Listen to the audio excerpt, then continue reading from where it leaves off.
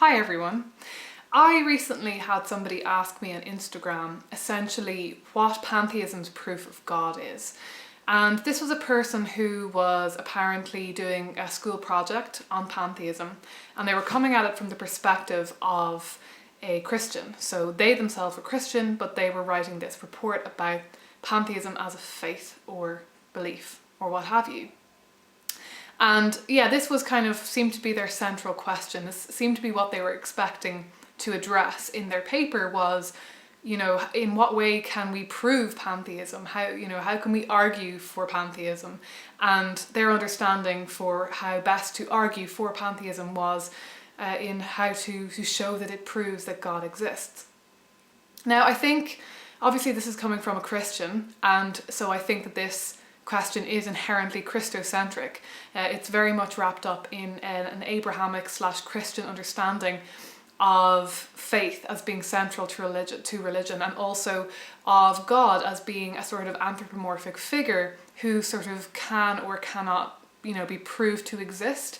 And there's various, I won't get into sort of my thoughts on Christian understandings of their own faith and proof of God, but that was the first thing that really struck me was that really is a very Christocentric perspective. But for many of us, we do come to spirituality from a Christocentric perspective. For many of you who are watching this channel, a lot of us are European or from the United States or Australia and so on. I think the large majority of you watching.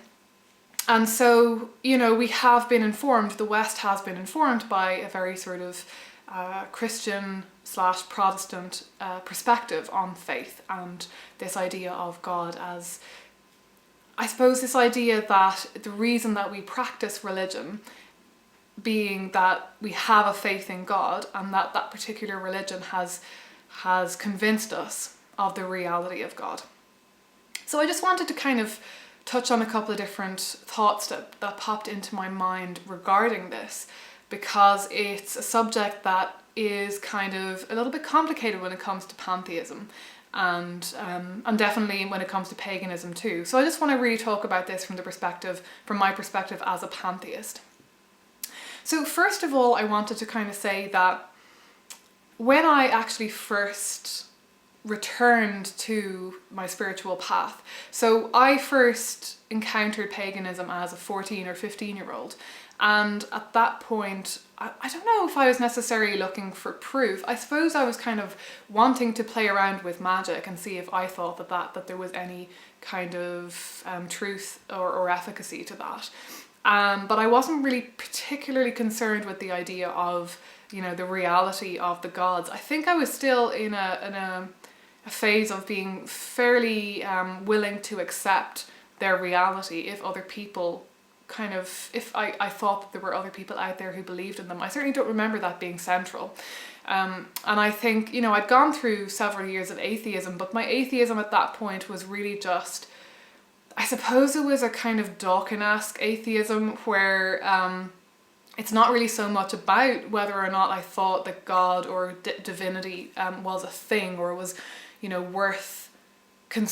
worth my consideration. It was more about how angry I was with the Christian faith and with Christian dogma, with the Christian church or with the Catholic Church, but just Christianity in general. I was just disillusioned and had come to the conclusion that there could be no truth coming out of that. That was my perspective at the time.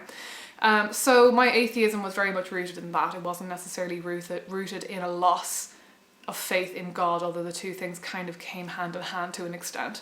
But when my paganism waned in my late teens and early 20s, I would say that was maybe when I did experience a complete loss of faith. That was when I first started to really question myself. And I had been kind of coming back to this again and again, but more so as I got older, back to this question of, what are the god and goddess? What are the gods? What is divinity? And what is it that we, if I'm just kind of shifting around labels and perspectives and deciding that divinity to me is something different to what it was when I was a Christian, what does that even mean? What is it that I am? What is it that I'm trying to relabel or just see from a different angle, or why is it that I think that this particular religion is more accurate than another. So that my loss of my paganism really was just connected to a growing atheism, and kind of atheism proper, in that I was becoming less and less convinced that there was any evidence for there being anything outside of this sort of mundane reality that we kind of see and experience. So I was being kind of sucked into quite a scientistic perspective, I suppose. This sort of perspective that, I suppose, one of those kind of fatalistic understandings of the world, where I felt like science explained everything and everything had been explained by science, and there was no need or no room for anything outside of that, which I've come to see as being quite limiting, quite reductive, and actually oftentimes quite untrue. So when I first then came back to spirituality as an adult, in my kind of early to mid-20s, the big question for me was, can I prove to myself the existence of divinity? Can I prove to myself the existence of God or goddess? And I started reading things like Dawkins, like the God Delusion, kind of with the kind of naive notion that he might actually discuss reasons why we might or might not believe in divinity, which he does not in that book. And I quickly discovered that new atheists were not engaging with this question in a way that interested me at all. And I really didn't respect their understanding of faith in divinity or belief in divinity. I suppose I became frustrated with their conflation of the kind of the power dynamics and the politics surrounding religious institutions, and a more philosophical perspective on faith and belief in divinity, in deities of any kind. So that was kind of my starting point, and it kind of became evident to me after reading some theology and just stumbling around in various different texts that I wasn't really finding anything that could be a big aha moment for me. I never had a moment of thinking, the moment that I was looking for, of being like, yes, this makes sense to me. This is clear proof that some form of anthropomorphic deity must exist. Therefore I can go back to paganism comfortably and, pick up where I left off and have some sort of deep, abiding faith in the reality of the goddess or gods or whatever. But what I discovered along the way through my readings and through really engaging with what pantheists online were saying, or pagans online I should say, were saying, because I started rooting around different, pagan forums and what different people's perspectives were, kind of hunting for people who had the same struggle as I did with this kind of faith, because I felt like a lot of pagans came to religion not necessarily questioning that, but they had had experiences, or just that their worldview allowed them to accept and embrace the reality of the gods without a lot of kind of existential angst and pulling that belief apart. So I was looking for people who did actually do that, who were struggling in that way, and what I discovered was pantheism. So pantheism for me, essentially, when it came down to it, became this realization that I didn't need to find something outside of the reality that we experience and that we can see in order to be a spiritual / religious person, and in order to think of myself as somebody who had faith in divinity. It was, and there is a very fine line in that way between atheism and pantheism, I think, because pantheism is essentially just this belief that the universe or cosmos is divinity. And there are definitely pantheists who maybe have had experiences that might be akin to sort of revelation, or enlightenment, that they might believe in a sort of anthropomorphic type god, and that the universe is sort of that deity's or that divinity's body, that it is part of that divinity, but that there is something kind of anthropomorphic about them, that they do play, have some sort of role in shaping our reality, and that we can connect to them on some sort of personal level. But for me, I suppose that wasn't necessarily the case. It was more that I realised when I was reading what people were saying about their belief in cosmos as being divine. I was recognising some of the feelings that I had been experiencing basically my whole life, which had led me to this point of wanting to address this question of religion or spirituality, to address this question of faith. And there was something in the feelings that being in nature evoked in me, that seeing a beautiful landscape, that even just the very simple experience of sitting in a garden in sunshine and listening to birds sing, you know, there were these kind of transpersonal moments that I kept experiencing in my life where I felt sort of lifted up and out of the ordinary. And I wanted some way of describing and explaining that wasn't reductive, that didn't, I suppose, that conveyed some sort of specialness about those moments and about this experience, our experience on Earth. And so in that regard, you know, my pantheism in some way is just a language game. It is just sort of renaming the universe as divinity. But that, to be honest, is mostly what is in line with my experience, and that is what best describes what I consider to be the religious experiences that I've had in my life.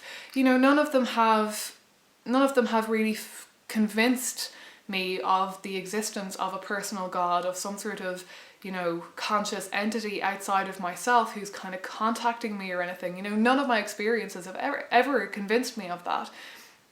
But yet I have had in my life just all of these experiences and small moments even where I just think ordinary language and ordinary daily understandings of ourselves and the world around us and the universe, it's not enough. It doesn't cover it.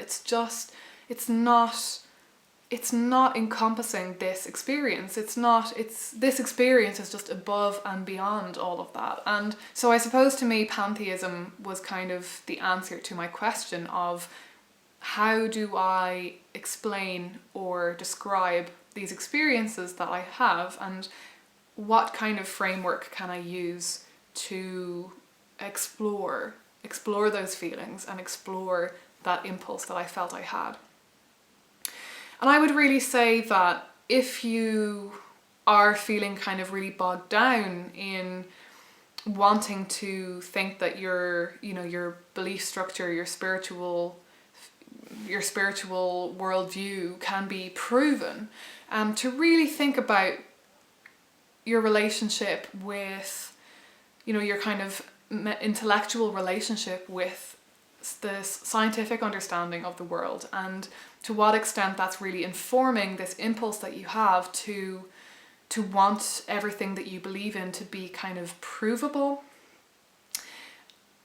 We're very invested now in not only in the West but globally, I think, in the scientists, you know, the scientific perspective, the scientific method, and that has led to this idea that everything that we believe in, everything important to us, should be provable, that it should be something that's been gathered from, you know, through this empirical method of observing what we can actually tangibly see and experience, and making and drawing conclusions from that.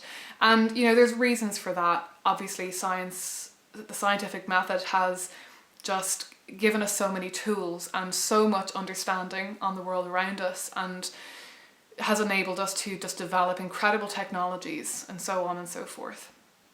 But I think that it doesn't always have to be the be all and end all of everything. I think we do have an impulse, I think, to think logically about things, to want to come to logical conclusions. We tell stories about the world, and that's maybe why the scientific method has evolved the way it has. We like to see, causation. We like to see cause and effect. We like to feel like everything has a kind of linear, logical explanation. And actually it doesn't always, and I think it doesn't have to. I think it's really valuable for us to engage in kind of perspectives and mindsets that kind of go outside of that a bit. I think it can be very freeing and can really enable us to be more creative and experience and have different emotions that I think when we're really stuck in that kind of very scientific mindset, that we kind of hinder ourselves from having those experiences. And I think that this really has developed out of the kind of Christocentric perspective of the West, because science and Christianity have this kind of long-standing weird relationship. Originally, kind of scientific methods and philosophy and so on. Well, philosophy obviously predates, even, philosophy in the West predates Christianity, but there is this kind of long-standing understanding of logic and our ability to reason as being connected with God and so on. So you'll see this very much around the time of the Enlightenment, this kind of the development of this idea of, that humans are special because they can reason, they can use their minds to logically think about things, and that's a gift directly from God. So there's kind of been this long-standing connection, like I say, between proof of God and proving our godliness and our ability to think logically and to develop the scientific method and so on. And so I think that maybe sometimes that's where that impulse also comes from, not only from us being very kind of rooted in this scientific perspective of things, but also in this kind of history of connecting science and Christian faith. And eventually those two things got kind of severed, and that's, maybe a whole other video. But I think sometimes it's worth just stepping back from that kind of perspective and asking yourself different questions. Like, how does it make you feel to think of, the universe as being divine? Or what is your experience when you, just to move away from pantheism towards kind of polytheism, what is your experience when you commune with deities? What is your experience when you have a devotional practice, when you make offerings? It doesn't necessarily have to amount to you proving that they exist. You don't necessarily have to be sitting in a room waiting for that proof. I think what you're doing in a spiritual/religious practice can be valuable anyway. And I think that if you really were just trying to prove something about the tangible reality around us, if that really was what you were looking for, I don't think you'd be turning to spirituality and religion, in all honesty. I think spirituality and religion is where now, in the modern day, is where we turn when other modes of thought just don't satisfy us, where it's kind of like art, I suppose, that there is just something beyond words and beyond description and beyond proof that we just want to celebrate, that we want to tap into. Just something kind of more transcendental. And, this is not to say that I don't think that we should philosophize about the existence of divinity or what divinity is, the nature of God and things like that. I am all for that. I really enjoy wrapping my head around what I think divinity means and, why I believe that the cosmos is sacred or things like that. I really enjoy the challenge of getting down to the nitty-gritty of those terms and trying to think about, what that means and so on and so forth, and trying to label things and separate them and put them in boxes and draw connections in my mind between different things. Yeah, that can be satisfying, and that's, it's not to say that nobody should be doing that in relation to their spirituality or religion, but I also think that sometimes if you're finding yourself just feeling really stuck or really bogged down in that kind of way of thinking about things, I just think, for me, pantheism is not about proof. It's not about proving anything. It's almost the opposite completely. It's about completely accepting and letting go of wanting to prove that there's anything outside of this universe, that there is something intangible, that there's some other realm, that there's some other form of being like spirit or some other substance that is beyond what we can touch and taste and feel and experience. So pantheism is just, it's the ultimate just acceptance that this is it, this might be it, everything we can see, that might be it, that might be all. But I still think that's sacred. I still think that's worthy of the label of divinity. And that's really saying something. And I think that's the place to delve into. That's where you can really dig deep. I think exploring that and expressing that through artistic expression, through ritual, through prayer, through poetry, through song, through just anything, through spontaneous anything. The more spontaneous, the better sometimes. You know, that's where the joy is. That's where, for me, the true joy of spirituality is in just releasing all of those kind of egoistic, actually, desires to prove or feel confident that our beliefs are the accurate ones, and just use spirituality or religion and these kind of paradigms as a way to just revel in the kind of indescribable beautiful nature of existence. Thanks for watching, guys. Don't forget to like and subscribe if you haven't already, and you can find links down below to my website, where I occasionally blog, and other social media. I'm relatively active on Instagram and a little bit on Twitter and Facebook as well, so if you want to find me on any of those, then do feel free to follow the links down below. So I hope you're having a really lovely day. I hope you enjoyed watching this video, and I will talk to you again soon.